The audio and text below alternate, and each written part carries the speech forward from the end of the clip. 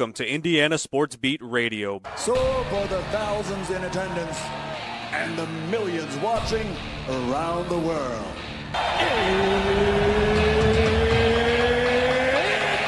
Time! 3 on the way. Oh! It went in! It went in! And Indiana wins the ball game! Know your role and shut your mouth, you jabroni! Float game for the win! Ayler's gone. Goodbye. Touchdown, Indy. Woo! IU. America. They got a football team now. It's pretty simple. I win. Google me. You know that I'm the cream of the crop. Oh, now, here's Jim Coyle.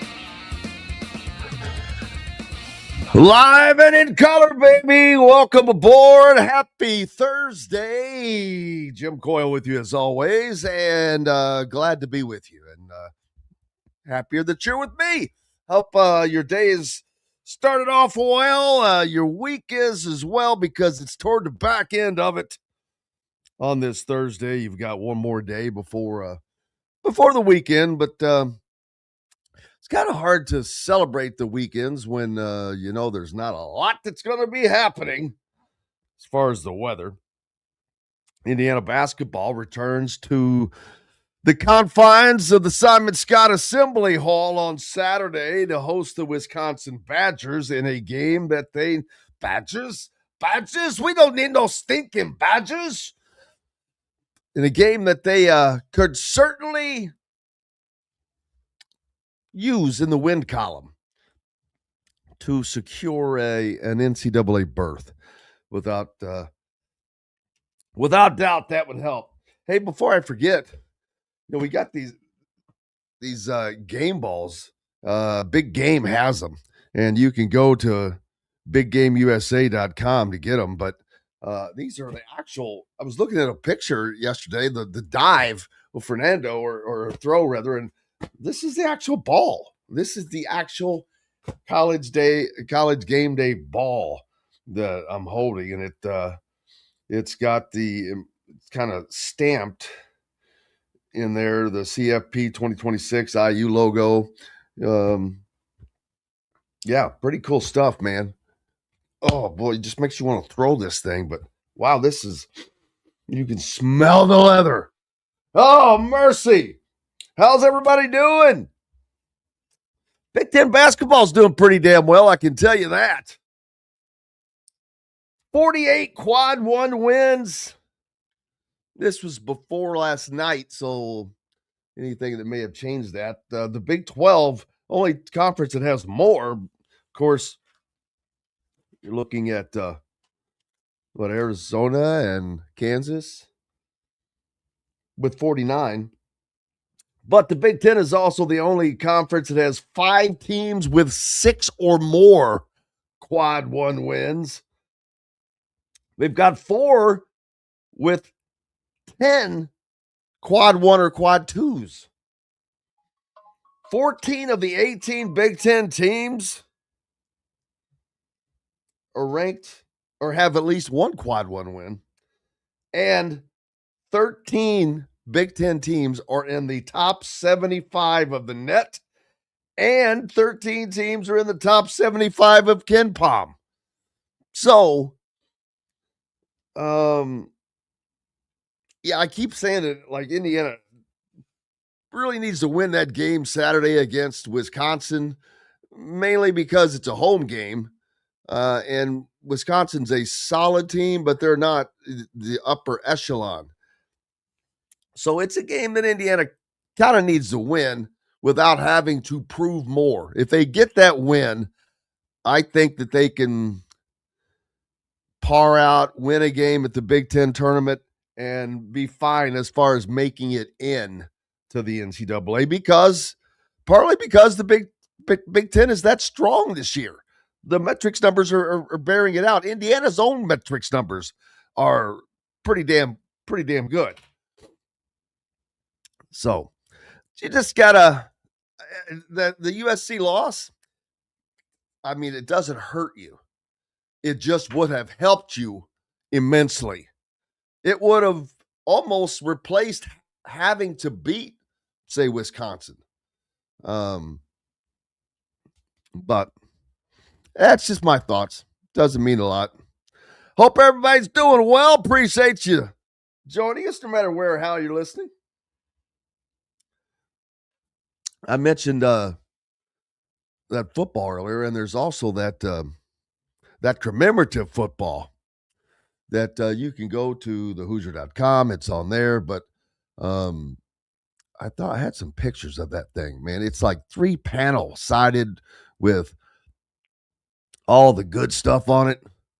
Oh, there you go. National champions. It's got 3 different panels. It's one of the balls that you keep. That other one was like a game ball. This is one that you put in the trophy case. It's got the logos on it. And you just go to Nico Sports. I think I made that. Yes, maybe I did not. It's easy. I am going to just go to nicosports.com, and that is NIKCO sports.com. That will get it done for you. I'm going to put that up. There you go. For those that are following, but it's NIKO. No, I'm confusing you already. NIKCO sports.com. NIKCO sports.com. NicoSports.com. You can find the ball right there. Pretty cool stuff. That's one that people are going to want to put in the trophy case. Pretty cool business. But yeah, have at it, baby. Have at it. Have at it, people. You got to get the goods while you can get them. You know, everyone talks about once in a lifetime deal last year with Indiana, and maybe it will be. I mean, for Indiana fans especially, but you know what? Maybe it won't be. Can they do it again next year? Hey, I don't know. Maybe. Things have to go their way. Ohio State is going to be better next year probably than they were this year. You've got Jeremiah Smith and the quarterback back, amongst others, amongst just replacing the machine-like parts that are heading to the NFL. Look at the draft boards. You see where the players are coming from. But, I mean, hey, the schedule was tough this year. They navigated it. Who's to say they can't do it again next year? Very possibly. They're going to have Ohio State at home, and that's going to be a tough game. Michigan on the road. Which will be tougher? I mean, obviously you would think the road game would be, but what will Michigan be like in Kyle Whittingham's first year? We'll see. Bo Lamar Jackson back for OSU. Julian saying, thank you very much. I don't know why that's the easiest name in the world. Just saying. Just saying. Yeah, they're going to be loaded, man. But that's okay. Michigan State, lost at Minnesota last night. Uncle Phil pointing out they now have 3 home-ranked wins. That is Minnesota, Indiana, Iowa, and MSU.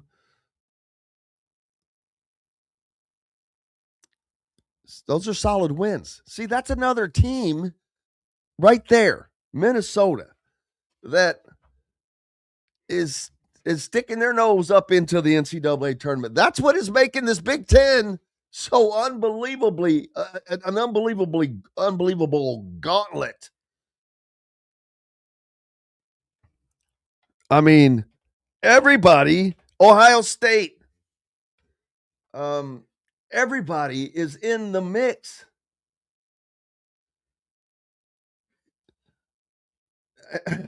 This is deeper than the SEC football thought they were. These are legit teams. Let's see.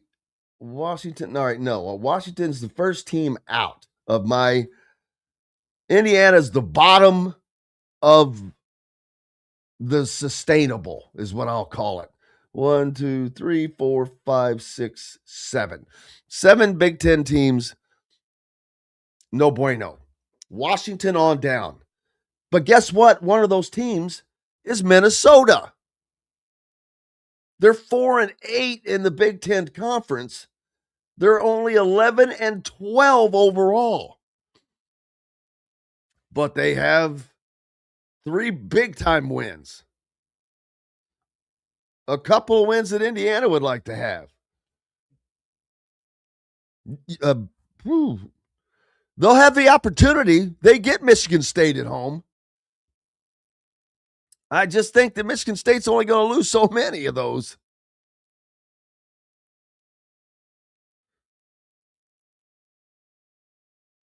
But, man, Minnesota, I don't see them having a puncher's chance, really.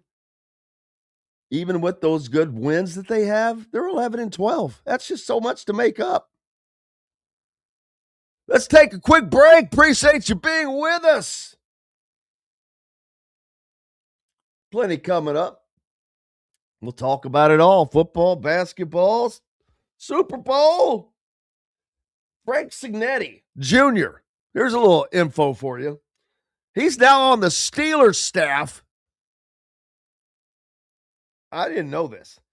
He was previously the quarterback's coach for Mike McCarthy at Green Bay, I think in 2018 when Aaron Rodgers was there, and is going to hold the same position with the Steelers. So there you go. How cool is that? Got lots more coming up. Appreciate you being with us. Coach Griff will join us next. Back with plenty more right after these messages.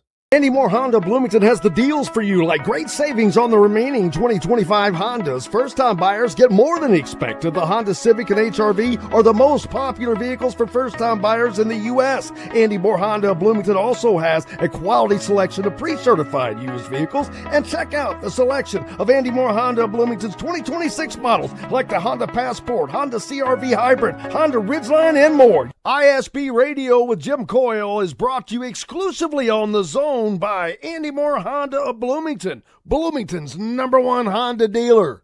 If you're looking for a new home in the Indianapolis area, you need Cheryl Sizemore from Brick and Ivy Realty. Cheryl Sizemore has over 2 decades of experience, and that could be the difference in getting the home you want in today's tough housing market. Reach out to Cheryl at CherylSizemore@gmail.com or 317-701-0838. That's 317-701-0838. Let Cheryl Sizemore sell or find your new home today. Zach Browning here to tell you about an offer you simply can't pass up. If you're looking for the best coverage of Indiana football and basketball, which includes recruiting, weekly chats, podcasts, as well as access to the best national team out there, then look no further than thehoosier.com. The best part, it's just $1 for the first week. Oh, and did I mention that you get a full year of access to The Athletic when you sign up? You can't beat the coverage, and you can't beat the deal. So head over to thehoosier.com today and sign up for just $1. It'll be the best decision you ever made. Bored, Bloomington? Dave & Buster's can fix that. Eat and drink your way through our all-new menu. Play half-price games every Sunday through Thursday. Watch all your team's wins on a 40-foot screen and 30 HD TVs. And level all up with the high-flying human crane that puts you in the game. Private game suites, our exclusive arena, and more. Only at Dave & Buster's on 731 South College Mall Road. Welcome back, Indiana Sports Beat Radio on this Thursday. Glad to have you along. Joined now by Coach Griff. How's it going, man? Doing well. Got your Super Bowl picks made? You know, this is I go back and forth on this one. I've thought about the experience that Seattle has, especially on the offensive side of the ball. But you look at New England, and they've just kind of scrapped their way to the top again, playing some gritty defense and, offense that takes advantage of a defense's mistakes. So I think it's going to be a good game. Yeah, well, we'll certainly find out. I think so too. We'll find out, but I think the Seahawks will pull it out. We'll see. Kind of way I'm leading. Yeah, I just think you can't foreshadow the experience at the quarterback position that Seattle has, but I tell you, the May kids played well. College football, college sports, I guess in general, right now, it's just going through a continued period of, I don't even know what to call it. But it's it's basically on the brink of anything goes with eligibility in college athletics. We've got a couple of decisions that should be coming tomorrow. One involves Joey Aguiar at Tennessee in football. The other is the kid at Alabama, Bediako, that played in an NBA games. So I can only hope that some right decisions are made here. And Aguiar played 3 years in JUCO. I know. So if he then in turn gets 4 more years of D1, that's 7 years of playing, not having many seasons. That's 7 years of playing. Yeah. See, the old rule would say he'd have, if he was 3 years in a JUCO, he'd have maybe 2. One back or 2, in the old depending day. how you look at it. But yeah, and I didn't know you could play 3 years in a JUCO. Yeah, I didn't either. Thought you had to be done. But I just saw where the Chambliss kid from Ole Miss had his appeal denied. And I think the NCAA had a pretty good rebuttal to the courts about if they to start tying the hands of the NCAA when it comes to eligibility, it'll become unlegislatable. There will be no way to define what is the final year or how many years somebody can or cannot play. Do they leave for 2 years and come back? Do that, all those things. So at some point in time, this is where, like you said, the judicial system is going to have to side with the NCAA on this stuff and not open up the can of worms that it's kind of already opened a little bit in that respect. But it's going to, I don't know. It's like, I'm feeling like it's becoming to the point where we're starting to creep into the wild, wild west of things. And we kind of said that a couple of years ago. Oh yeah, it's just growing because not only are we talking about Trinidad Chambliss from Ole Miss, this is the program that is under the microscope right now for the litmus test for tampering, as they have been called out publicly by Dabo Swinney from Clemson, and that's going to be interesting to see how that goes. And then let's see, LSU was the first investigation by the new sports commission. And so, of course, everything starts in the SEC, where a ton of these fights are going on. You've also got Diego Pavia trying to hang on, have one more run with the Lollipop Guild, and but we'll see how it turns out because these decisions are coming tomorrow, so they're going to impact huge. I'm really interested in seeing how the one with the basketball goes. Bediako. I mean, man, first of all, the judge was a booster of Alabama. That was just mind-boggling, and then he recused himself. But we'll see how it goes, man. It's most of these have been going against the NCAA. Nothing is going to change until they get this out of the state courts. You've got 50 different freaking states that are deciding 50 different things, and it's all because these politicians want a little me time. Yeah. And if anybody says anything different, they're full of crap. This is about trying to grandstand. Oh, I'm going to get some votes. I'm going to do something for the school in my state. Yeah, shut up. You don't know anything about sports. You don't know anything about what's going on. Yeah, once you get it, we know legislatively if they start getting to that point, we know that what that brings to the table in terms of adding more chaos to the system. This is where, to me, this is where the presidents and ADs of these schools need to step in and start, whether it's with the NCAA or however they do, they're going to do it now, is that they had no problems with the rules when this thing was on the books, and, no one challenged it way back when, but now it's all of a sudden becoming challenged because of course, the money aspect of things. The money, it's all about the money. And that's the old argument. If they're not allowed to play, they're going to be irreparably harmed. Yeah. Horse crap. Yeah. They're no more harmed than the guys that were playing 5 years ago that weren't getting this. So, right. I'd say, hey, I was irreparably harmed. You didn't offer me the money, and you should have. So, I mean, that's and the reason why you're seeing more and more of this, especially, guys are really good college football player. Let's just look at Pavia, for instance. He's probably not going to get much in the NFL, if any. He's going to make a lot more being at Vanderbilt. And that's why he's trying to straggle and stay on, because he's got no shot at the NFL. He's got no shot. So that's why you're seeing this. The guys are trying to make as much money as they possibly can, especially when they get to that age. I get it, but the argument though, it falls on deaf ears for me. Right. Their rep will be harmed. Well, then maybe you shouldn't have played 3 years at JUCO. Damn. Well, that's how the rules were.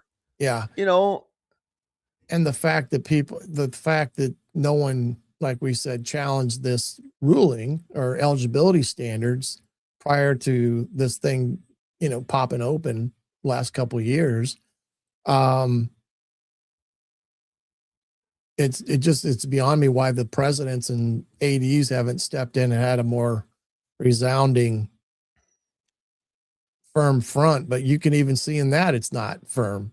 I mean, the Chambliss kid at Ole Miss, their AD and president came out and basically went after the NCAA on a stupid ruling, So, I mean, it's nuts right now, and there is none. And look, Indiana benefited by it this year with Lewis Moore. He got that extra year. Yeah. And so, the courts are getting involved way, way, way too much, but that's the society we live in.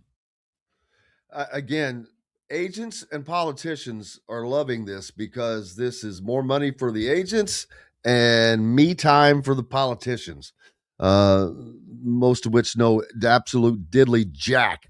And if I just will always reference former coach Tommy Tuberville, who 2 years ago or a year ago used Indiana as an example on why football needed to change, how his quote was, Indiana went out and bought them a football team. When you're that ignorant and your platform is this, maybe you should, and you're a freaking former D1 coach, maybe, just maybe, you might want to check your facts. Now he's running for governor. But those are the people that are doing this. And this guy was a former D1 coach in the SEC, no less. So it just shows the ignorance of it. Just it's just like marijuana to me, versus alcohol. One is 10 times worse than the other, but one has a stigma like 10 times worse than the other. It's just dumb because it's ignorance. Yeah. It is sheer uneducation. That's all it is. Yeah, it's definitely that. And like you said, I think it's it's somehow, some way they've got to get the guardrails up or this thing. If you want to go after an athlete, one of my athletes, you go after one that doesn't do the right things. You don't downgrade him because he does everything right and may not play as well on Saturday, and you let us make that decision. That's why I don't read the newspaper, because it's garbage, and the editor that let it come out is garbage.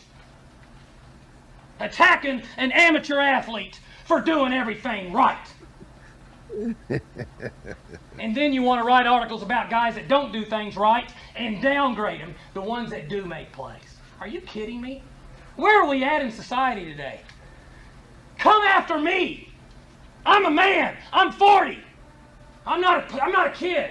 Write something about me or our coaches. Come after me. Get your facts straight, baby. Yeah. Just a blast from the past there from Mike Gundy. He's enjoying his millions of dollars that is in his bank account. Exactly. Now. Thank you, T. Boone Pickens. Thank you very much. Appreciate that. Yeah, absolutely. I think the other thing you brought up was the tampering thing that, Clemson has on Ole Miss, and Kurt Signetti came out in yesterday. Yeah, and talked about it. I wish he would have named them. Yeah. With Dabo taking the lead, this is not going to stop with coaches just saying, well, we've got tampering. They've tampered with us. Well, yeah, we've seen tampering. Well, yeah, there we say it. Call these people out, damn it.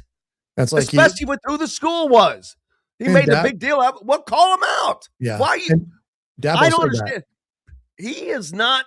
Kurt Signetti is a guy that normally does that, but I understand not wanting to. I mean, he's had a lot thrust at him in the last 2 years, and he's handled it pretty damn well.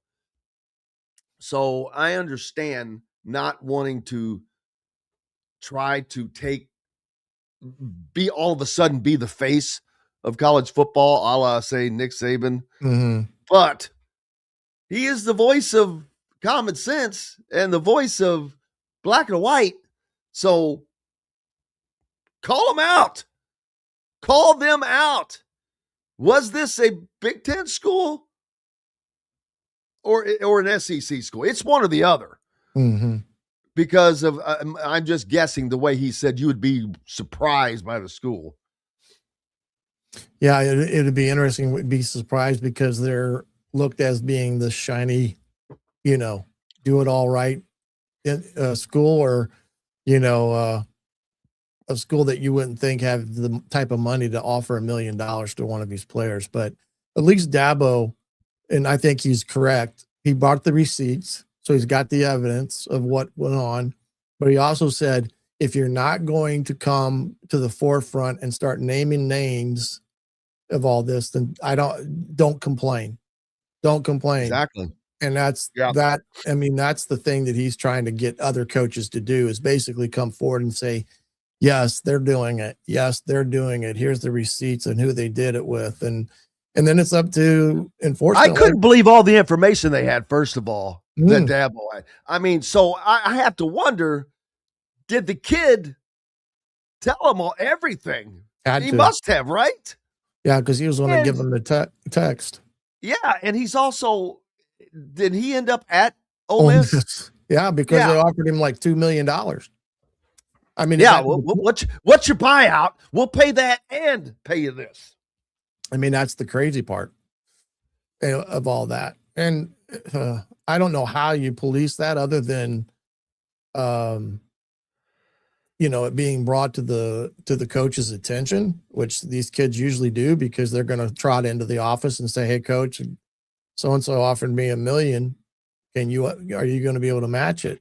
And that's the only way they're going to do it. And like Signetti said yesterday, these agents that represent these guys, or so-called agents, are calling coaches and teams all over the country every year, shopping their kid around that they have, trying to find out who can get them the best, dollar amount. It's a 1-year proposition. And that's the one thing too, that comes back to the idea of collective bargaining and having some parameters within this system that, you're going to have a 2-year deal, 3-year deal, whatever it's going to be. But you're not going to have that until you have all the others in place. So I don't know what the answer is. We can sit here and say, yeah, it's common sense, but you know how that works in the world. Common sense. Sense. What the hell is common sense? That's right. Exactly right. Sometimes the simplest answer is the most difficult to comprehend. Yes, it reminds me of one of the great lines in Smokey and the Bandit when Buford Justice is told, the fact that you're a sheriff in Texas is not germane to the situation. And his response was, what the hell did Germans got to do with it? Exactly. Classic movie. Yeah, baby. Yeah. And college football, geez. Next year ends 1 week later. I know. After this year's crap show of 25 days without a game. Why? Please, someone give me a reason as to why. Why won't they just come out and say, we're doing this strictly for the money? Just say it. Say it. There's no other reason to not play the games. Mm-hmm. Well, I think the coaches all want this thing to end sooner.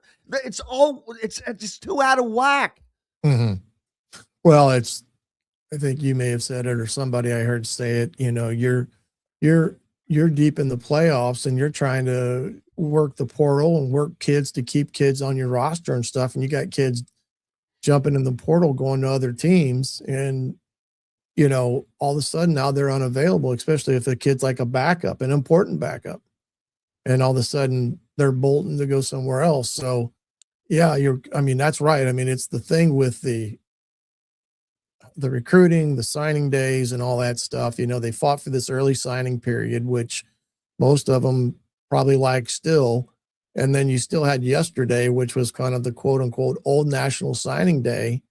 And there's hardly anything in the world of news that comes out of that day for especially the P4 schools, because, their recruiting is done. The only thing it allows them to do is talk about their portal commits a little bit more openly, but everything else has already been done. Those kids that signed in December are in class right now on Indiana's campus. Yeah. Damon Williams Jr., remember him? He is the Washington quarterback that pulled a Darren Mensah move, although he did not complete it because Washington said, yeah, well, no, we're going to sue you, which rightfully so.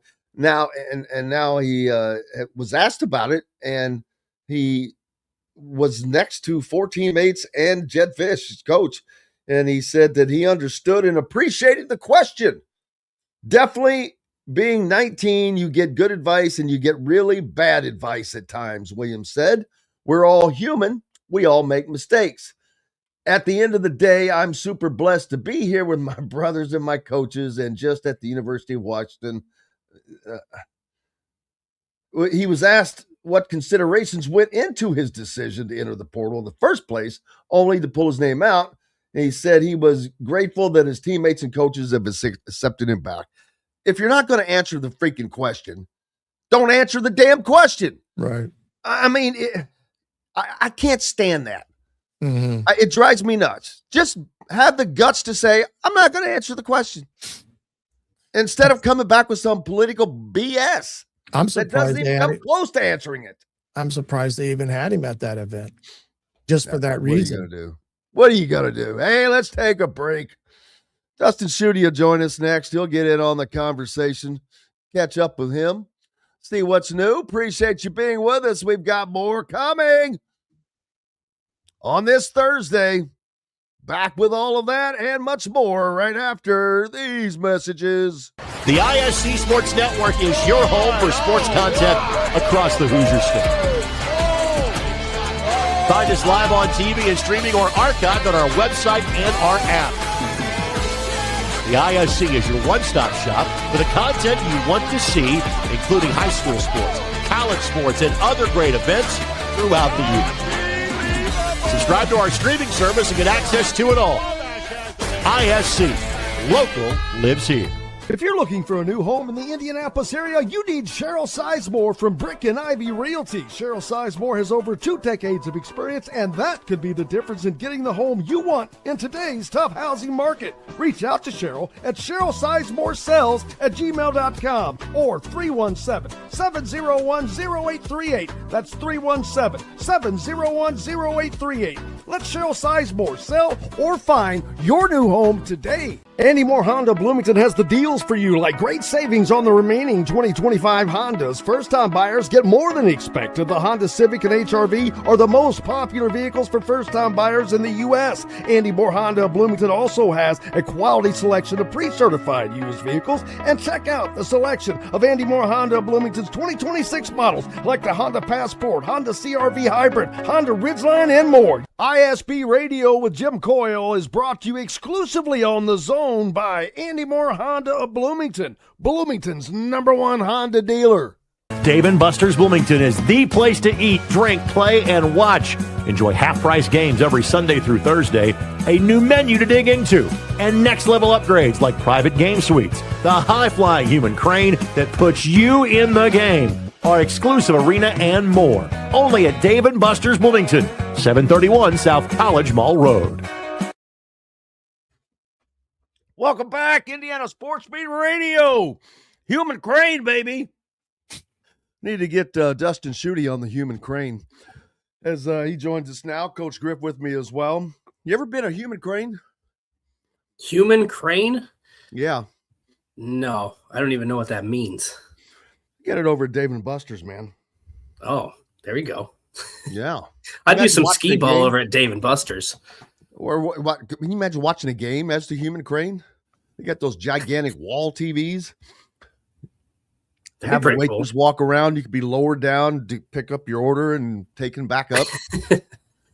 You got to drop down to pick up your chicken wing and eat it on the way up. There you go. Exactly. Yeah, exactly. Man, Purdue football, I don't know how, with as bad as they have been, but they still keep managing to land some really enticing players. And I'm like, wow, it's impressive. I mean, but I want to make sure that this is coming across as intended. I'm like, wow, how they land that dude? Because I know NIL can't be where they need it to be or want it to be, but they brought in a lot of guys over the last couple of years, so they have the ability, obviously, to get out and bring guys in, and at the end of the season or during the season, I thought that it would go better than it did last year in his first season, and I'm not judging, but it didn't go very well. Although you're not in the best conference when you're trying to rebuild. But I'm still, the main point, I'm impressed with some of the guys they've been able to land.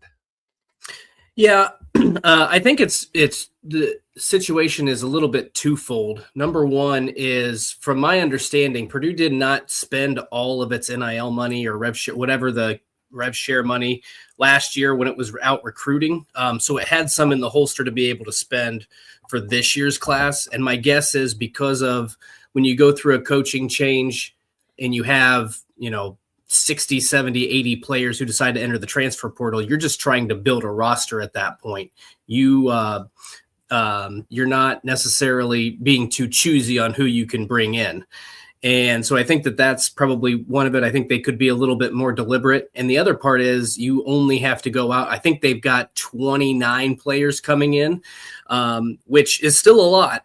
Even in today's era, that's still a lot of players that you have to bring in through the transfer portal. But at the same time, it's not. They had over 50 last year that they had to go out and get. So I've been a little bit surprised by it too. I think the offseason with some of the coaching changes that Purdue made, people were scratching their heads and fans were a little bit upset. They brought back Kevin Kane, who was their defensive coordinator in 23 and 24. And obviously things went pretty poorly those 2 years. And so a lot of people were fired up about that. But I think the fact that they've been able to go out and get some big names, the running back from Minnesota, Fame, I'm going to butcher his last name, Ijaboy, is a big addition. Jarrett Gibson out of Texas. They've got some good pieces there. But he also kind of took the Kurt Signetti model, where he seems to me he's valuing production over potential, getting a lot of players who performed at a high level regardless of where they were. And so I don't know that was the case last year, but a lot of the players that you see have had, all conference caliber seasons at their previous spot. So I'm intrigued. I think that you are building some level of chemistry. I think NIL and rev share is in a little bit better place than it was a season ago. And, we'll see what this staff assembles. I think there's still a lot of question marks. Purdue fans have had to go 2 straight years without a Big Ten conference win. So they're eager to see this program kind of get back on track. And that, again, I'll keep saying this, that doesn't mean it has to be Indiana-like success where you're all of a sudden a college football playoff contender. It's right now, just get into bowl eligibility, win some Big Ten games, first of all, and then get into bowl eligibility conversation. Yeah, the Big Ten has to get some of the meat, as I guess I'll call it, of the conference to be better. And I'm not saying that they're not better, because a lot of this is based on perception of people who can't get certain things out of their head. The SEC, once again, if you look at the way too early top 25s, I think you'll probably find about 9 SEC teams versus 8 from the Big Ten. Again, you got to have Tennessee in because they were so damn good last year, ranked every week without a single win over a team with a winning record. Not a top 25 team, not a single win over a team with a winning record. But that was a team that was in the top 20. Oh, yeah, they got beat, didn't they? Vanderbilt, they got beat too in the playoff by Iowa. Yeah. Yeah. The SEC, they won 2 games in the playoffs or whatever it was, and that was against themselves. Still, you can't. They can't stop themselves from this. It's just like Texas. Oh God! Well, we were wrong about Arch Manning last year. We were just a year off. It's this year he's going to be the Heisman winner, and he's going to lead Texas to be a number 1 just because. Well, by God, it's Texas and it's Arch Manning. So, horse crap. Yeah, well, I don't understand either. And I'm not trying to pretend like I know who's going to be the best team in college football.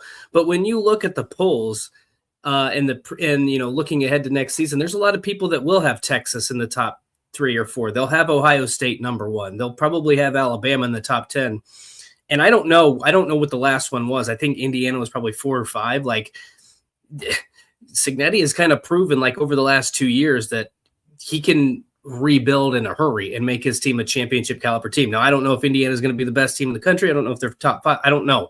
But we're getting to the point where I understand why we have these preseason polls, but it's beyond the point of ridiculous now because nobody knows, especially in today's era with the transfer portal. You don't know who's coming in. You don't know how they're going to fit. You don't know how they're going to mesh.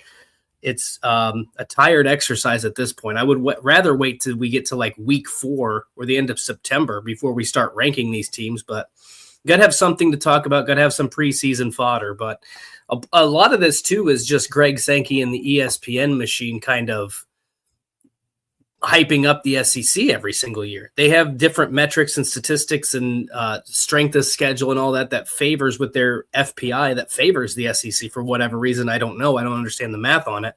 But I think until we kind of get away from that, you're still just going to see the SEC get the benefit of the doubt simply because it's the SEC.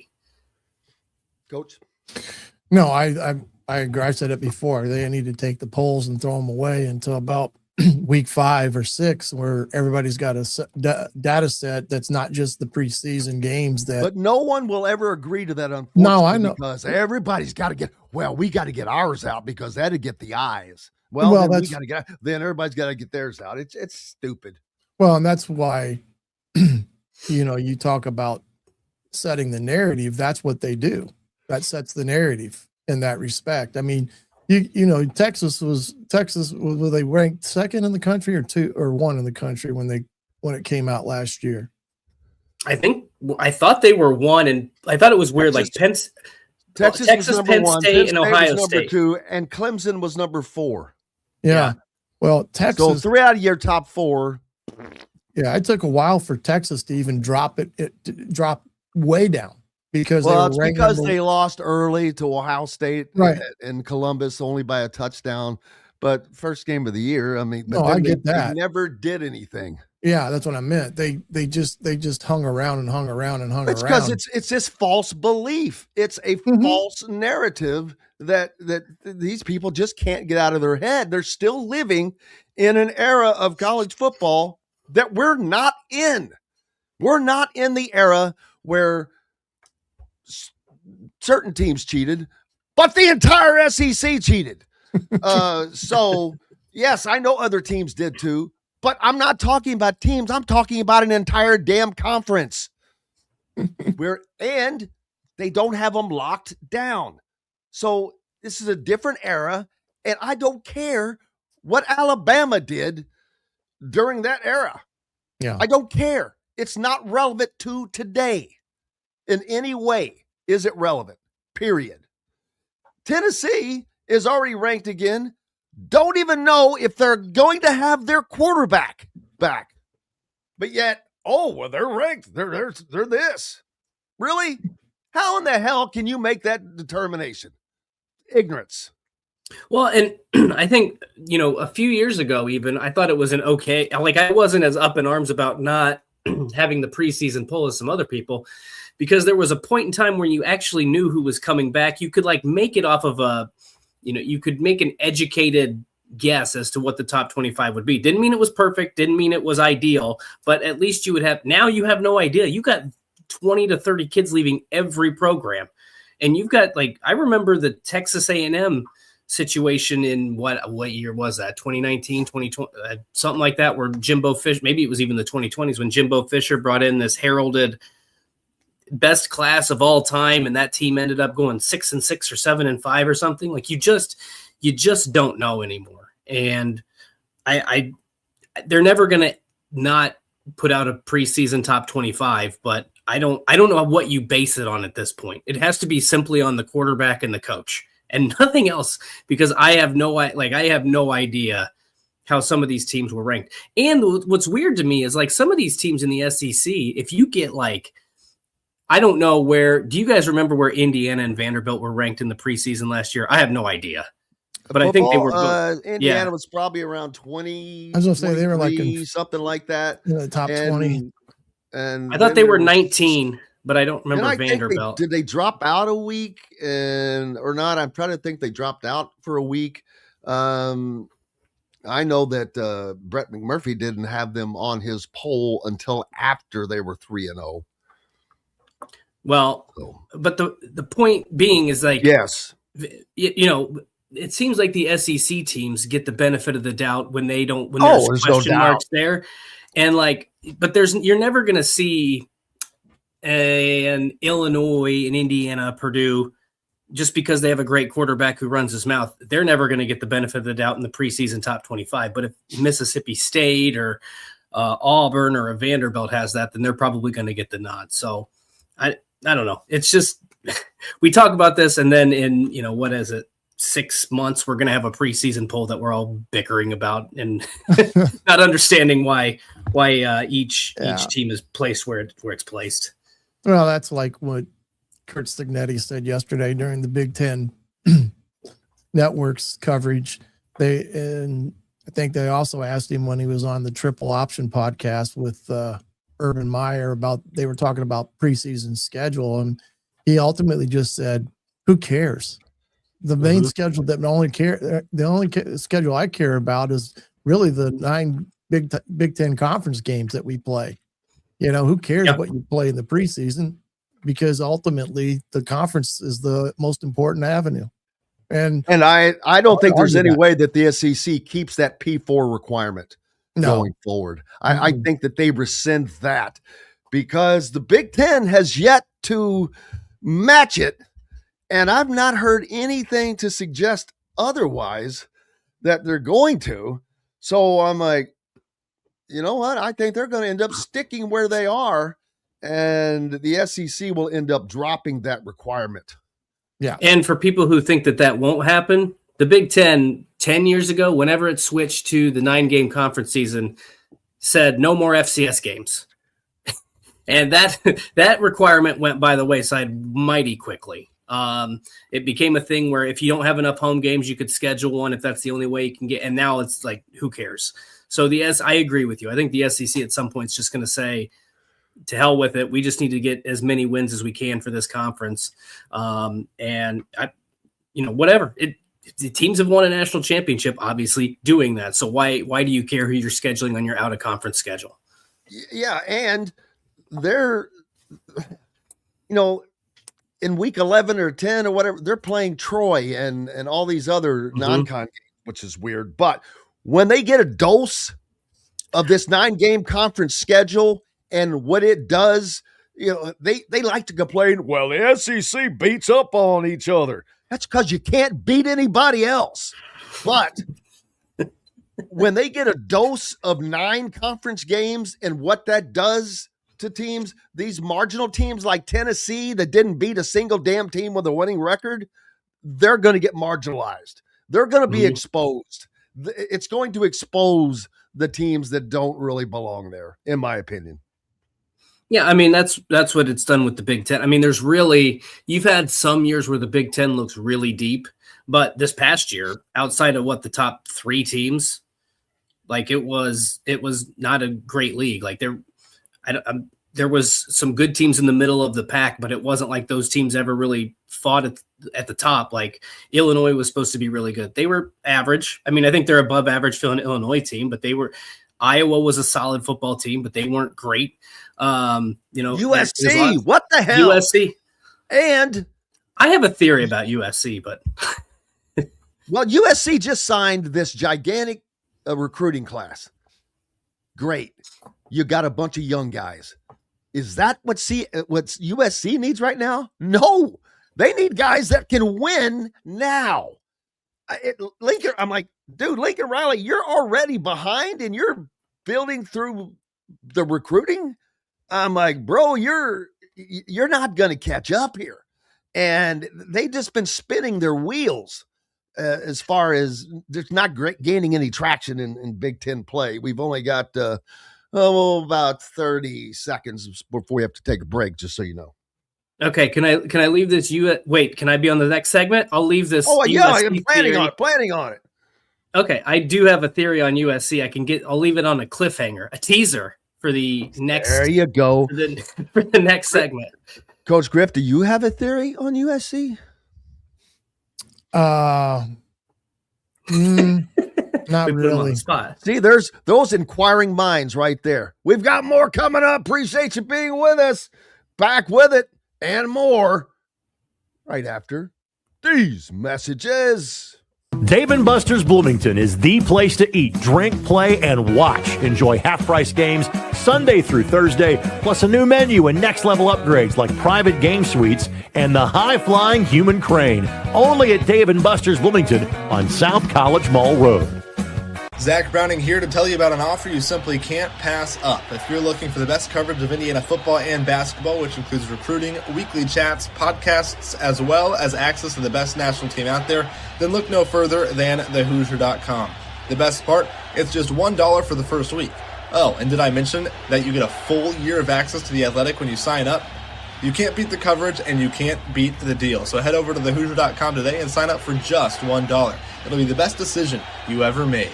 You're looking for a new home in the Indianapolis area? You need Cheryl Sizemore from Brick and Ivy Realty. Cheryl Sizemore has over 2 decades of experience, and that could be the difference in getting the home you want in today's tough housing market. Reach out to Cheryl at CherylSizemoreSells@gmail.com or 317-701-0838. That's 317-701-0838. Let Cheryl Sizemore sell or find your new home today. Andy Moore Honda Bloomington has the deals for you, like great savings on the remaining 2025 Hondas. First-time buyers get more than expected. The Honda Civic and HR-V are the most popular vehicles for first-time buyers in the U.S. Andy Moore Honda Bloomington also has a quality selection of pre-certified used vehicles. And check out the selection of Andy Moore Honda Bloomington's 2026 models, like the Honda Passport, Honda CR-V Hybrid, Honda Ridgeline, and more. ISB Radio with Jim Coyle is brought to you exclusively on The Zone by Andy Moore Honda of Bloomington, Bloomington's #1 Honda dealer. Bored, Bloomington? Dave and Buster's can fix that. Eat and drink your way through our new menu. Play half-price games every Sunday through Thursday. Watch your teams on the big screen and level it all up with the high-flying human crane. Private game suites and more, only at 731 South College Ball Road. Indiana football accomplished what no other team ever has. Big Ten, Rose Bowl, Peach Bowl, and CFP national champions. The Hoosiers have etched their name into the history books as the first 16-0 team in the modern era and possibly the greatest college team ever. A limited edition of only 5,000 commemorative national championship footballs has been released. 3 full panels embossed and stamped with every championship logo and fully licensed. Get your piece of history today at the link on your screen.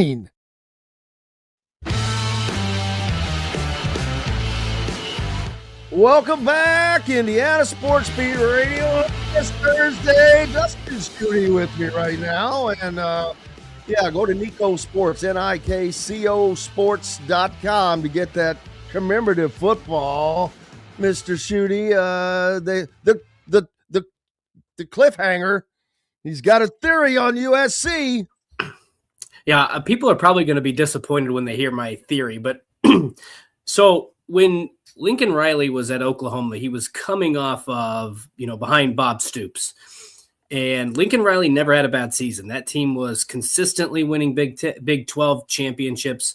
That team was in the college football playoff somewhat regularly. They were winning, they were winning Heisman trophies. So Lincoln Riley knows how to coach. At Oklahoma, I think he had the power to recruit the players he wanted to recruit, the players he knew fit his system, and the players he knew could win at Oklahoma and at a high level. I don't think he has that same power at USC. I think because of the fan base, I think because of the boosters, the donors, I think Lincoln Riley gets told the players he's going to recruit, which speaks to your comment, Jim, about the fact that they bring in a lot of young guys, a lot of 4- and 5-star talent. How do we know that those guys fit into what Lincoln Riley wants to do? How do we know that those guys, are the kind of coachable guys that you need to be able to run his offense? Now, somebody over here said Riley can't coach defense, and that's true. Like, his teams have never been very good defensively, and that does make a difference. But I also just don't think he gets the same jurisdiction over the type of players he's recruiting. I think the USC boosters have a hand in that, and the reason I also say that is because look at the coaches that nobody has been successful at USC since Pete Carroll left in the early 2000s. So I don't think this is simply just a Lincoln Riley problem. You're telling me he went from winning 10 to 11 games every year at Oklahoma to now he's barely breaking 500 at USC? I know the Big Ten's a better conference, but he was also winning the Big 12 in Oklahoma when Texas was in there. And I think that you get he had probably some help from Bob Stoops. Bob Stoops got a lot of respect in Oklahoma. Probably nobody questioning his ways. USC, I just feel like he's not allowed to recruit his own players, at least to an extent. And if there's a 4- or 5-star kid in California, I think there's hey, you need to go get this kid, or we'll handle the situation. We'll handle the recruiting, and then you just coach football. I think Lincoln Riley's way too good of a coach. If they were 9-3 every year, 10-2, I would just say that's a tougher conference. But they're barely cracking 500. And so I think there's something to that. They were the only Big Ten team that lost a meaningful bowl game, and they lost in overtime, though. So, and what just think about it. If Big Ten would have had that extra win, I mean, that would have just put a bigger stamp on what the dominance that they just had in this season. But yeah, USC, maybe their payroll's not as high now as it was in the early 2000s when Reggie Bush and those guys were there, as we all know. Yep. But yeah, it's just weird, especially when I know that Lincoln Riley's a good coach. It just seems like he's still trying to build like it was 5 years ago. And it's like, dude, hello, look around. Is there a chance Bob Chesney catches up to him? Just moved to UCLA from James Madison and did his best Kurt Signetti at halftime of the Indiana game, no less, the other night with the, we're going to win a Big Ten championship, blah, blah, blah, blah, blah. I'm like, all right, yeah, but what else you going to say, I guess? Hey, we're going to come in sixth in the Big Ten Big Ten. Right. But yeah, I mean, those teams are too big, Dustin. They're in the third largest media market. Maybe that's a problem because you're in the third largest media market. They don't have community. I mean, if you think about all these other Big Ten schools, even Oregon out in Eugene, that's a community. Los Angeles, second largest metropolitan city in the United States. So yeah, it's hard. The Lakers, the Kings, the Rams, the Chargers. My God, it can go on and on and on. So, but you would think with the long time success of USC, of UCLA, the tradition that, I saw former UCLA quarterback Troy Aikman talk about him. You know, he sent some NIL payments and he said, yeah, I won't be doing that anymore. I forget what happened. The kid transferred out or something and never played. And he's like, what the hell? So yeah, that's another thing. Until they get this stuff, I mean, people are just throwing money at this and not everybody, but they're just, we've got to get it under control. So there are rules. Damn. Damn, there are rules.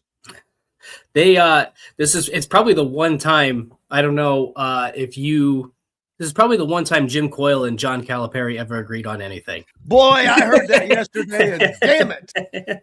I was like, son of a. But of all people, again, I know. This is a guy who, let's just say, lived his life at Kentucky when he recruited 10 out of 11 number one recruiting classes. Right.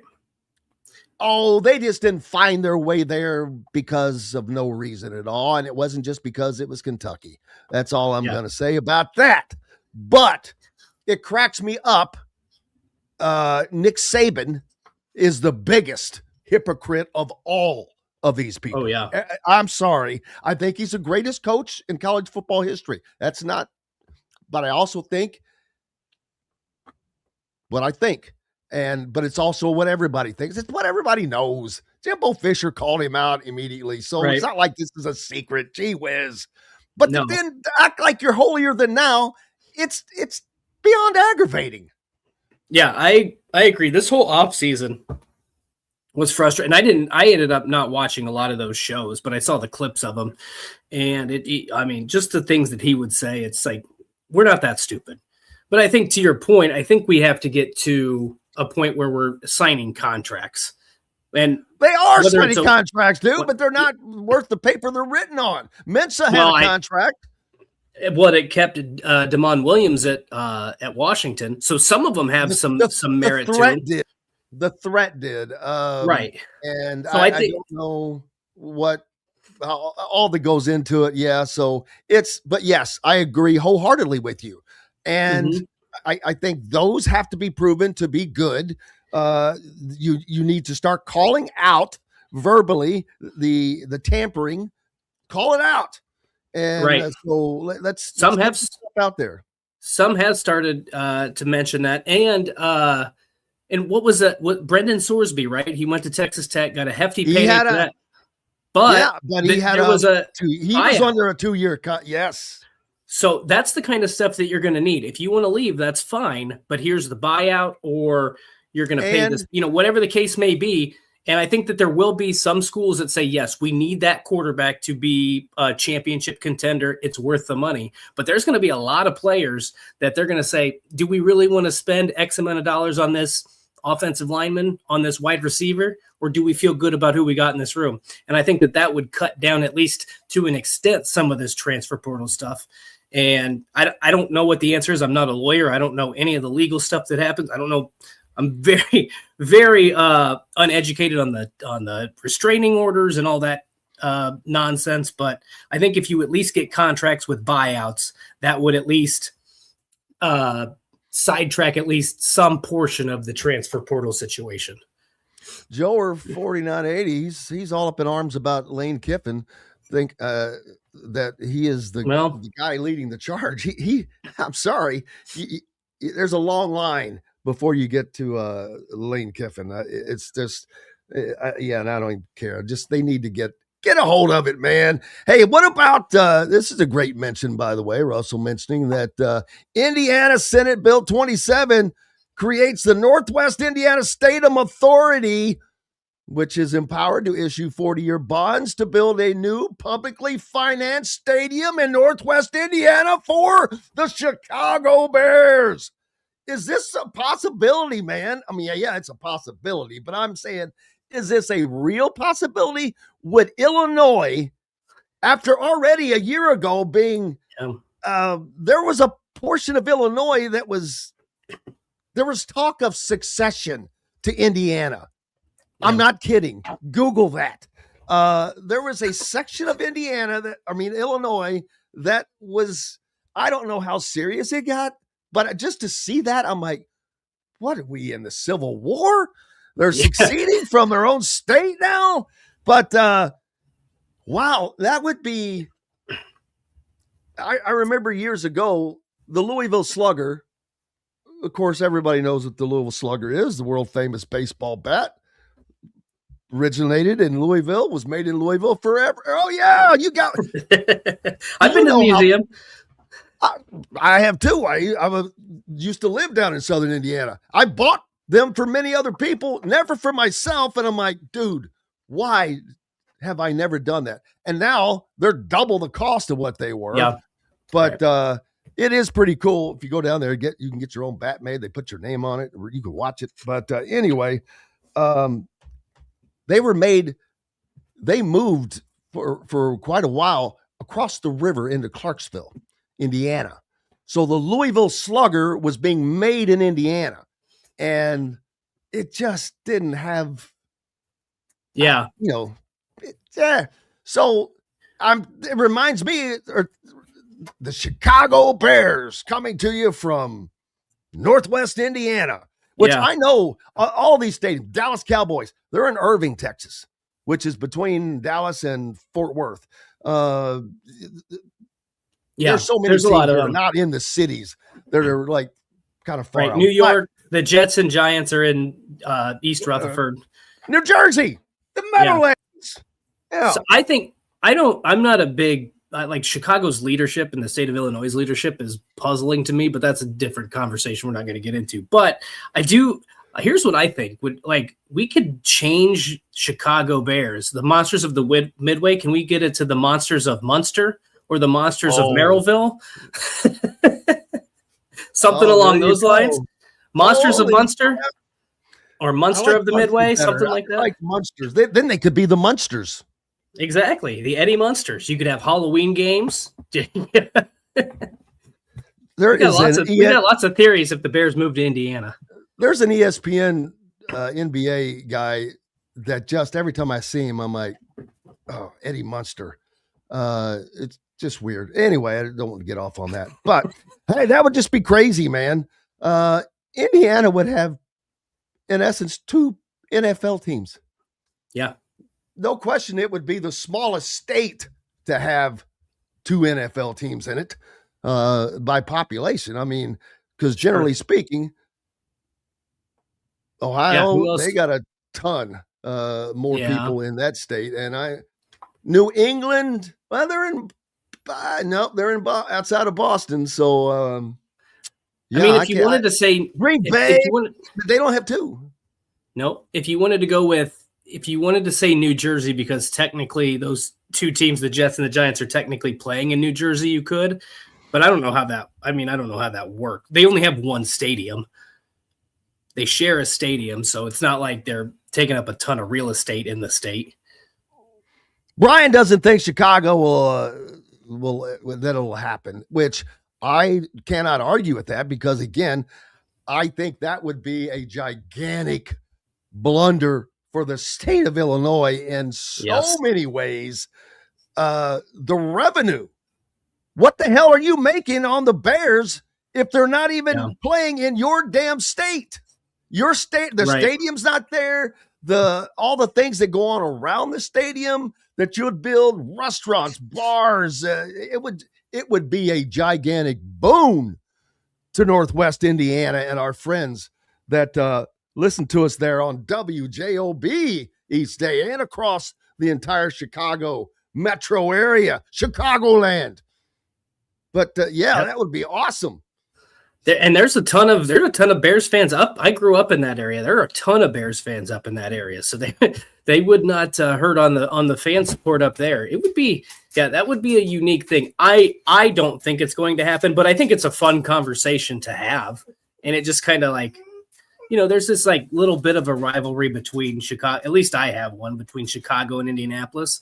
It'd be kind of funny if Indiana stole the highlight team out of Chicago. Is it would it be the Bears or the Cubs? Who's the highlight there? I would think it's the Bears. Question. The Bears, but I don't know. The Cubs might have a bigger fan base. The Bears have less stigma. And that's true. They have a less stigma of losing. They didn't go so long being a loser, and not just being a loser, but the Cubs sucked for so long. They did. I'm like, yeah, they did. They were awful. Yes. Well, hey, I've called my Reds or the new Cubs, but how do you go that long and suck that bad in a city that big? I know. That's poor management, man. Well, you should ask Mike DeCourcy about that with the Pittsburgh Pirates the next time he's on too, because they're getting up there too. They're in Cubs territory with how poorly they are run. And that's another thing I didn't think about. But Brian talks about growing up a Bears fan, and I remember when I was up there for Indiana and Marquette. God dang it. I'm leaving right after the Bears game had let out. Oh boy. And I mean, my hotel was right down there, and I'm like, I'm navigating through Shore Drive. What's it? Something Shore Drive? Yeah. Lakeshore Drive. Lakeshore Drive. I'm like, are you effing kidding me? People are turning around in the middle of the street. It's just, oh my God.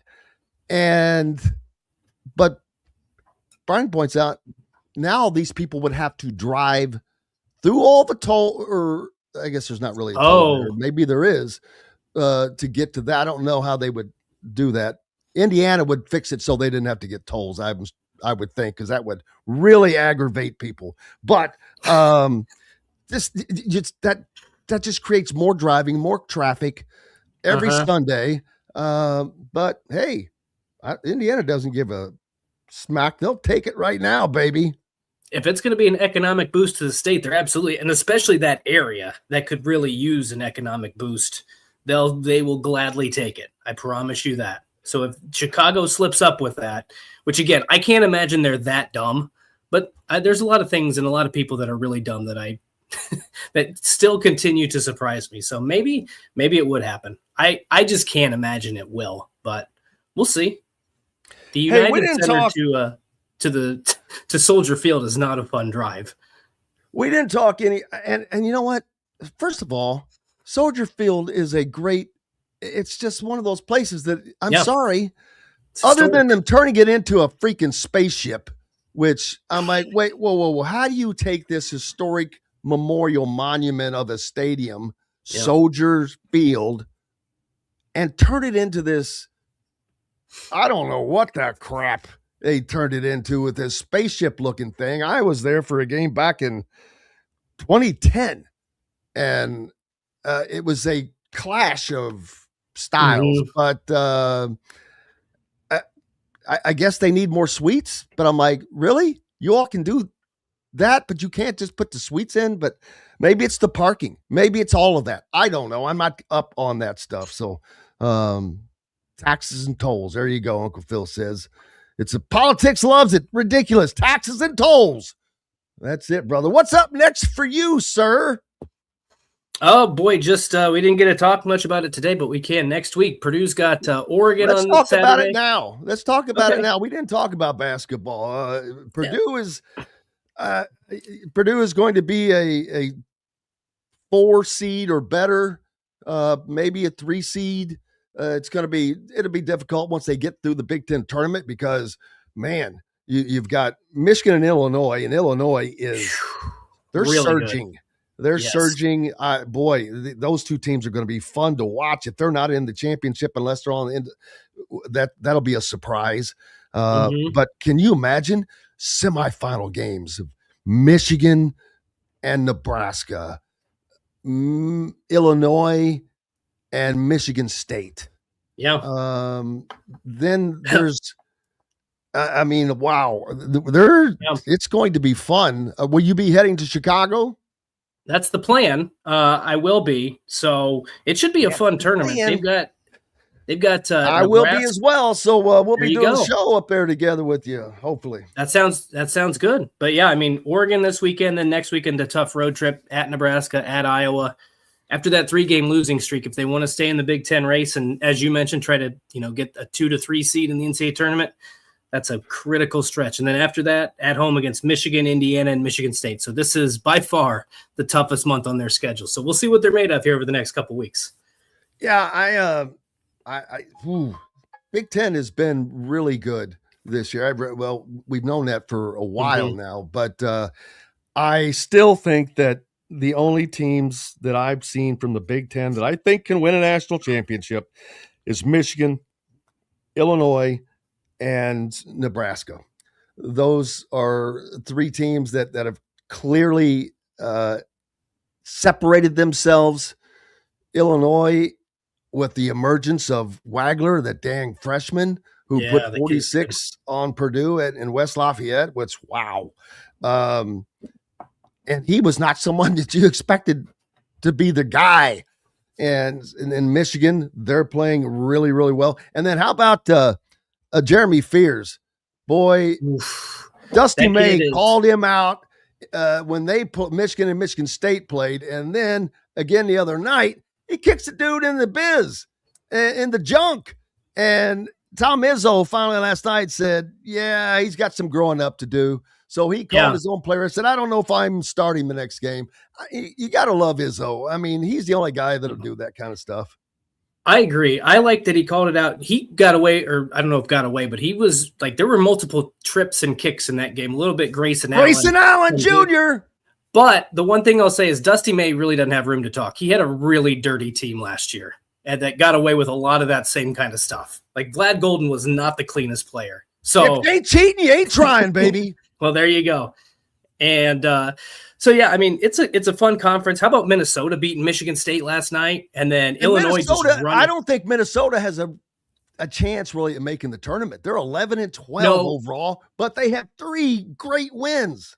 They do. But if they could get above 500, maybe do they get to that crown tournament? I mean, and that would be a good thing for them. I'm not saying that's the ultimate because goal. They would be the first. They might end up being the first or second option out of the Big Ten either way. Right. So if they can get it's actually an automatic, isn't it? Or do you have to have a winning record? Yeah, I don't. That's a good question. I would doubt that you have to have a winning record to go to the crown tournament because the Big Ten this year, there's a line of separation and where it just kind of drops. And not sure if the teams below that will have a winning record. But what's up next for you, brother? Just headed to West Lafayette this weekend for Purdue, Oregon. And then I think you're going to have Matt Taylor on this show. You got to tell him if he's in the hub. I've got his shirt on today, the Touchdown INDY shirt. So shout out to Matt Taylor. I will definitely let him know. I think that's in our opening. Jonathan Taylor. Yeah, I can't remember. It's hard to remember. But I appreciate you, Dustin Schutte from Purdue SI. Give him a follow if you're not already. He gives you all kinds of content. Even all right, Super Bowl favorite, whatever that you're making. I like Mike Vrabel. I think I put preferred. I'm talking about food here, man. Food. Oh, food. Oh my gosh. I don't know. Probably a meatball dish and some buffalo chicken dip. Like a meatball sandwich type situation.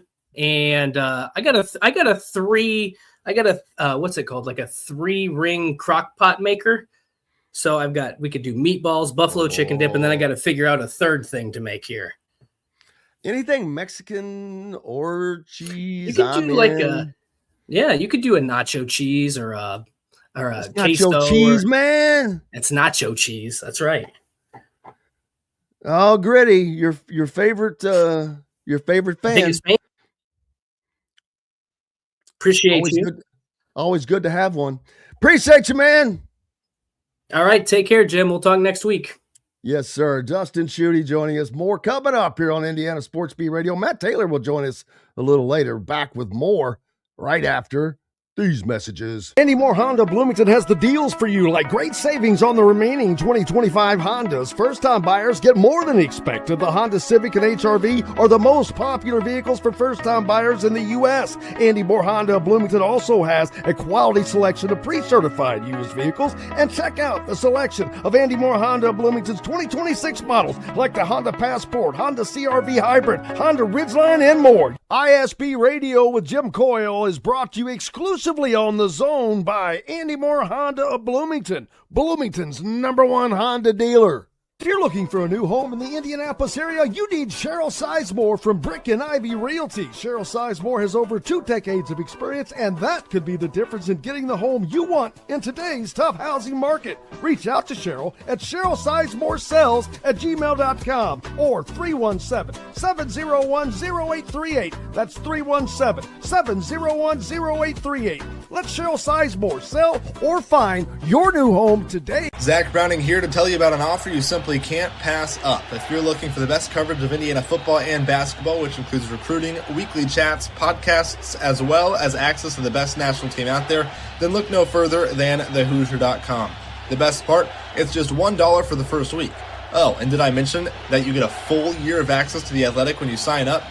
You can't beat the coverage, and you can't beat the deal. So head over to thehoosier.com today and sign up for just $1. It'll be the best decision you ever made. Bored, Bloomington? Dave & Buster's can fix that. Eat and drink your way through our all-new menu. Play half-price games every Sunday through Thursday. Watch all your team's wins on a 40-foot screen and 30 HD TVs. And level all up with the high-flying human crane that puts you in the game. Private game suites, our exclusive arena, and more. Only at Dave & Buster's on 731 South College Mall Road. Welcome back, Indiana Sports Beat Radio on this Thursday. Jim Coyle with you as always. Appreciate you being with us. Matt Taylor will join us here in a little while from Voice of the Colts. We'll talk some Super Bowl, but whatever else we can squeeze in there. Of the 13 Power 4 general managers and staffers that On3 spoke with, 12 mentioned USC as the highest spending program in the 2026 recruiting class. Talked about this earlier. With USC's needs, I'm just surprised that Lincoln Riley is not balancing his roster needs a little bit better. And not that I'm someone that needs to be questioning someone like Lincoln Riley, who's had little more experience coaching at the D1 level than I have, but and I'm not from a coaching standpoint. This has nothing to do with coaching. This is being a GM, and I think this is why you see so many teams that have GMs, because in professional sports, coaches don't have a lot to do with the players that are on the team. I'm not saying they have zero input, but generally, unless you're a Bill Belichick where you have GM roles or something like that, the general manager of course, he's going to consult the coach, but the general manager puts the team together. The best example, Moneyball. Great movie. Moneyball with Brad Pitt. Brad Pitt was the GM for the Oakland A's. Art Howe was the manager. They did not see eye to eye. Art Howe was doing it old school, the way that most other teams did. You know, what he thought, putting the best players out there.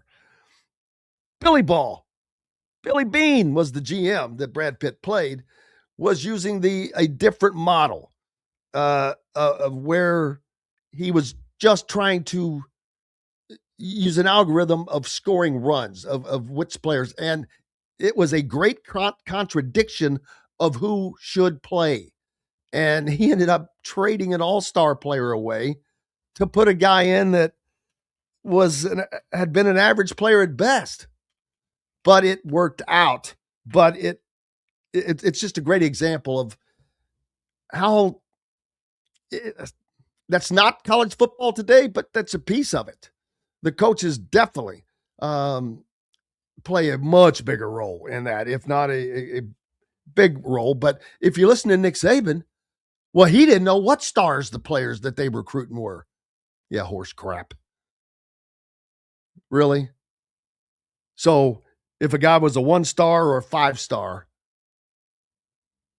which Alabama probably recruited 0 to no 1-stars, but I that's just a comment that I find very difficult to believe.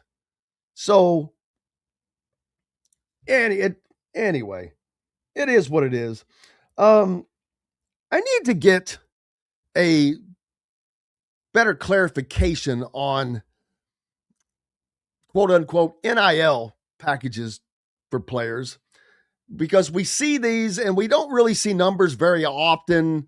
Sometimes we do. Someone put up earlier that they thought, I forget who it was and what they were making, but it was a little lower than I expected. Oh, it was Julian saying like 2.4 million. Well, seems to be a little low for a quarterback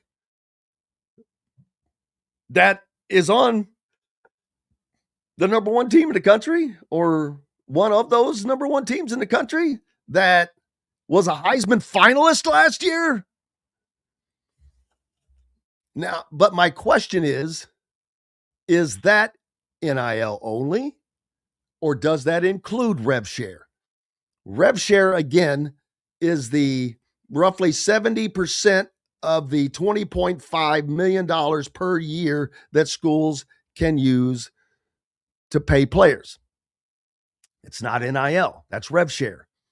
NIL is something different. It's just more money. It's supposed to be name, image, and likeness, but it is not really that. It's like it's all being folded into one package. But and then they can make additional monies on top of that. Commercials. You see Elijah Surratt and the guys, Fernando Mendoza, of course, of late. And my God, that dude is going to make a mint just on endorsements. I mean, he's going to probably have some national endorsements big time soon. So you got that going for him, which is quite nice. Anybody remember Deion Sanders in Colorado and that splash 2 years ago and how it was the new thing and blah, blah, blah, blah, blah, blah, blah, blah, blah. Yeah, how's that going? How's that going? That was the most predictable result in a long time. You could tell that team was not put together well. It was not being run well. You can't run off 3/4 of your team, bring in a new 3/4, then have to do it again. Other than when you had a Heisman Trophy winner and his two sons who were NFL caliber players, boy, Things have not gone well at Colorado. So there's that. And the funny thing is, all this was going on at the same time Kurt Cignetti was weaving his magic in Bloomington with much less fanfare. And it's just funny. It's just funny. And now Indiana is looking to run it back because they're doing the same thing that they've done, bringing in production over potential. They've got a top 30 recruiting class, which for Indiana, that's big. And I think it's, hey, they'll get even better. They're going to, but as long as they're anywhere close to a top 20 recruiting class, that should be all that matters, because they're going to have the right pieces. Just the makeup. Someone just asked, James asked, why isn't Dion coaching the Browns? Yeah, they have enough problems. Prime's idea of the fine details are his players' footwear in class. Yeah. Sunglasses and all of that. Yada, yada. Whatevs. Great player, great guy, but, the posse on the sideline and all that stuff, it's not football. And it does not lead to winning football. And it hasn't led to winning football. And it's definitely not sustainable. It was a flash in the pan, and it has been downhill ever since, baby. Speaking of teams that have gotten better, though, Oregon, Ohio State, Miami. It's funny. Next year, the CFP, we will probably see a lot of the same teams. Georgia, Indiana, Miami, Ohio State, Oregon, Texas Tech. LSU is being mentioned, but a big part of that, I'm sure, is because of the Lane Kiffin bump. I don't buy into any SEC team outside of Georgia. I'm not even giving any credence to being a top 15 team. Not until they do something. I don't care. I'm sick and tired of that mantra. Tennessee, how about you beat somebody with a winning record? And you play in a conference that beat nobody in the postseason besides yourself. I don't think Texas A&M was that good. I said that all along. I'm sorry. I just don't think that they were that good. Texas is already being lobbied as, they're going to be the best of the SEC. Arch Manning's going to win the Heisman. How about you let them play? Man. We've got to take a break. Matt Taylor is going to join us next from the Colts. We'll talk a little Super Bowl and whatever else we can squeeze in. Fred says Arizona flirting with being undefeated team in college basketball. Well, a lot of teams have flirted, but there's a long way to go. Long way to go. We're back with more right after these messages. The ISC Sports Network is your home for sports content across the Hoosier State. Find us live on TV and streaming or archived on our website and our app. The ISC is your one-stop shop for the content you want to see, including high school sports, college sports, and other great events throughout the year. Subscribe to our streaming service and get access to it all. ISC. Local lives here. If you're looking for a new home in the Indianapolis area, you need Cheryl Sizemore from Brick and Ivy Realty. Cheryl Sizemore has over 2 decades of experience, and that could be the difference in getting the home you want in today's tough housing market. Reach out to Cheryl at CherylSizemore@gmail.com or 317-701-0838. That's 317-701-0838. Let Cheryl Sizemore sell or find your new home today. Andy Moore Honda Bloomington has the deals for you, like great savings on the remaining 2025 Hondas. First-time buyers get more than expected. The Honda Civic and HR-V are the most popular vehicles for first-time buyers in the U.S. Andy Moore Honda Bloomington also has a quality selection of pre-certified used vehicles. And check out the selection of Andy Moore Honda Bloomington's 2026 models, like the Honda Passport, Honda CR-V Hybrid, Honda Ridgeline, and more. ISB Radio with Jim Coyle is brought to you exclusively on The Zone by Andy Moore Honda of Bloomington, Bloomington's #1 Honda dealer. Dave & Buster's Bloomington is the place to eat, drink, play, and watch. Enjoy half-price games every Sunday through Thursday, a new menu to dig into, and next-level upgrades like private game suites, the high-flying human crane that puts you in the game, our exclusive arena, and more. Only at Dave & Buster's Bloomington, 731 South College Mall Road. Welcome back.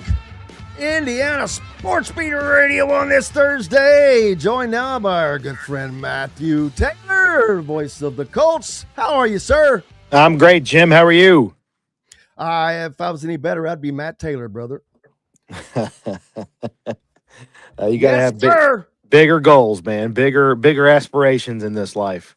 I'm telling you. I know that you follow it along as a fan. I'm just looking.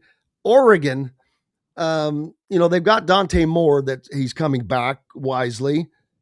Dylan Raiola from Nebraska has transferred to Oregon. And now his little brother, Dayton, who had went to Nebraska and then left, is also at Oregon. So they're 3 deep at Oregon right now, which means they've got to be, just on those 3 guys, it's got to be $6 million. Wow. I didn't realize that. Why do you think that's happening? Well, for one thing, Raiola is finally wised up. He spent for 2 years as a freshman and sophomore starting for Nebraska, which it just didn't go very well for him. And I'm not sure how great of a QB coach that Matt it's not Matt Campbell. Matt Rule. Matt Rule is. But you could just tell things they were just spinning their wheels. They year before last they were like 5-1, and then when Indiana torched them, and boy, they didn't win. They lost 5 straight games, barely made a bowl game. Sure. Then this year, Dayton, his younger brother, entered the portal before the season ended, and I just think that he's looking at Dante Moore and knowing that, all right, Dante Moore is going to stay for 1 more year, then he's gone. I can go to Oregon, get paid, and be the QB in waiting. Dante Moore sat behind what was it? Dylan Gabriel. Yeah. Dylan Gabriel. And who sat behind Bo Nix, I think. But and so they see this. It's kind of like the old NFL model, Matt. Yeah, I mean, I as it relates to the NFL model, I know it's not batting 1,000 by any means, but I'm very much, I subscribe to the theory of baptism by fire. If you're going to draft a quarterback #1 overall, or you draft a quarterback, in the top half of the first round, let's say, I mean, I want to see, you obviously need a quarterback, and your record kind of reflects that, and I want to see what you got. I think, the only thing you get better at when you hold a clipboard on the sideline is holding a clipboard. I want to see you play. And I think the only way you really, truly exponentially get better at the highest of levels is by playing and by getting experience. So I know the college model is different, especially now when kids can, basically it's wide open free agency every year. They can transfer up to as many times as they want. And, they can kind of chase the coaches and chase the development, which, no criticism at all. But that's kind of what Fernando Mendoza did, right? He chased the development and the expertise of that Indiana assistant coaching staff and the history of quarterback development from Curt Cignetti.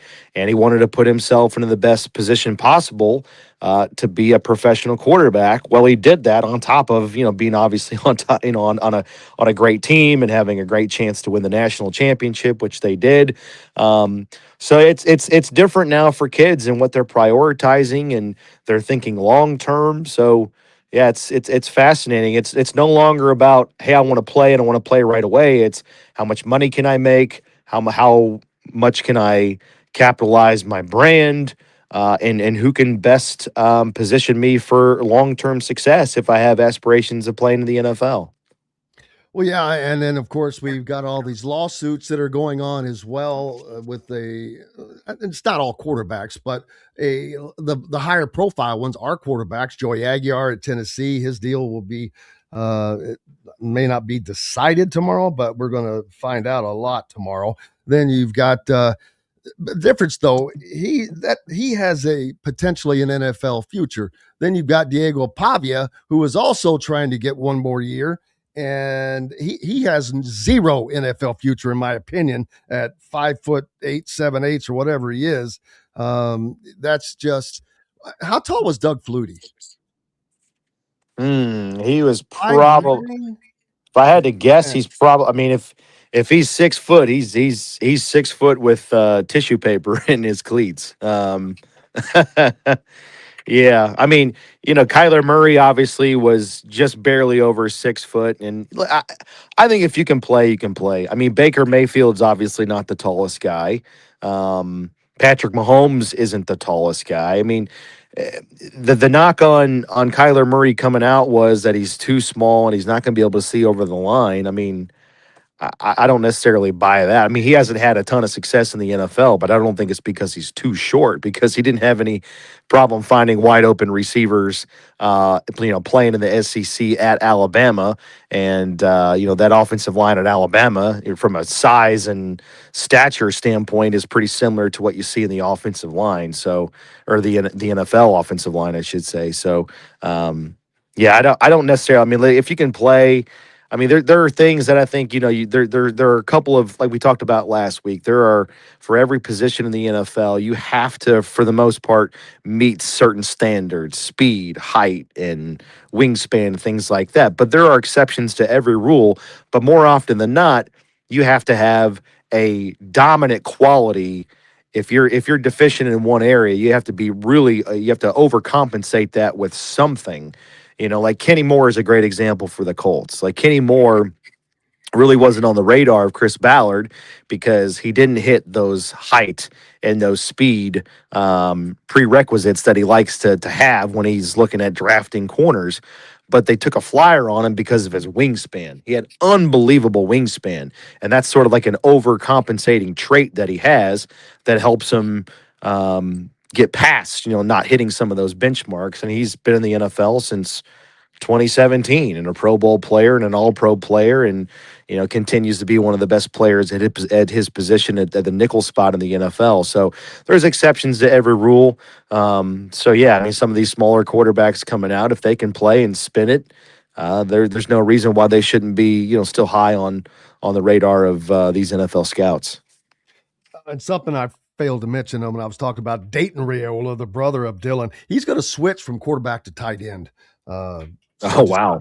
Okay. I just wanted to make. Well, that makes a little bit more sense in terms of the money allocated to quarterback. Yeah, I was like, what the hell? I mean, what do you do if you're the other quarterback there? I'm like, bye. But yeah, but no, yeah, I agree with what you're saying, and it's just, boy, these is college preparing guys better for the NFL now, or with these guys moving around all these different programs, maybe they're learning more. Is this making them better players? That's an interesting question. I think, I'm not an expert in this, but I think that the for me anyways, just as a casual observer of the college game, I think the college game is turning more into, in terms of sophistication, turning more into the NFL. I mean, what we saw in the national championship game is maybe a good example of, Indiana and Miami, two older laden teams. The starters on both sides of the ball were in their 20s, right? So depending on your redshirt years and guys still, dealing with the lingering effects of COVID eligibility and things like that, which we're obviously getting towards the tail end of, thank goodness. But I mean, my point is, on both sides of the ball, starters from Miami and Indiana, you had 22, 23, and sometimes 24-year-olds. And I think that just made for a better brand of football because you have experience and maturity and wisdom and just high-level execution on both sides of the ball for those teams. And so that made it a better watch across the college football playoff landscape, I think. I really enjoyed it. And so with guys staying longer in college, and this is just as I'm painting with a broad stroke here, right? So don't get me wrong. This doesn't apply for everybody, but I mean, guys now have more of an incentive to stay in college football longer because they're getting paid.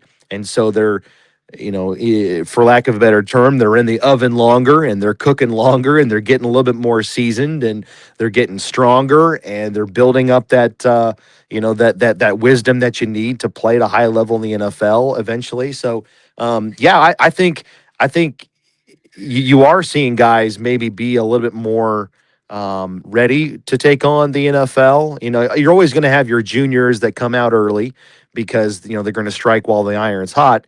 But I think those guys have development and they've got some acclimation they have to kind of ramp up to as it relates to getting ready for the NFL. But I think you're going to start. You're already starting to see guys stay in the college game longer, and that makes them a little bit, I think just all around maturity wise, more equipped to handle the NFL because they've already dealt with, what it's like to have money, what it's like to deal with, fame and circumstances as far as those things go.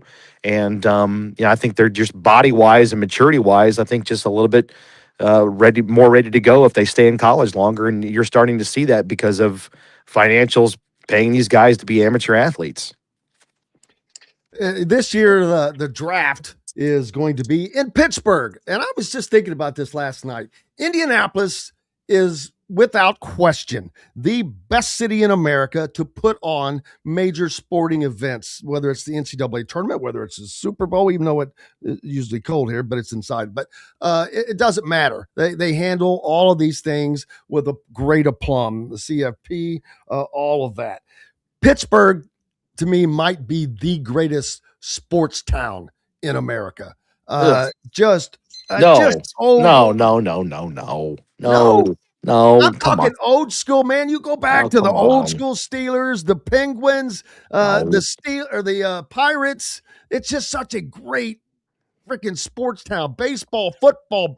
I think we're talking about two different things. Okay, there's a lot of sports history there, but in terms of being a great sports town to host big events and for people to get around quickly and efficiently, Pittsburgh cannot hold a candle to the city of Indianapolis. Well, I can't say that I haven't been there, so I will. I'm gonna say, what have you been to Pittsburgh lately? There ain't a whole lot going on. No, I was just going on more about the history, but all right, I've got 10 seconds. What's up next for you, buddy? Combine in a couple weeks. Yeah, so we got Super Bowl, and then, the NFL is a beast that never sleeps. So as soon as the Super Bowl is over, 2 weeks later, here comes the Combine, and the slate is wiped clean for all 32 teams. So looking forward to that. Looking forward to seeing you up there as well. We'll talk more about the Combine next week, brother. All right, man. I look forward to it. Have a great weekend. You too. Thank you. Matt Taylor, voice of the Colts, joining us. Wrapping it up. Thanks to Coach. Thanks to Dustin Schutte. Most importantly, each and every one of you. We're back tomorrow to do it again. Finish out your week. Go out and have yourselves a great one. Stay tuned for Glass. Until tomorrow, I'm Jim Coyle. I will see you on the radio. Thanks for listening to Indiana Sports Beat Radio. Be sure to subscribe to our YouTube page for more clips and team coverage of Indiana basketball, football, and more. You can also find full episodes and tons of other content on thehoosier.com. We'll see you next time for another edition of Indiana Sports Beat Radio.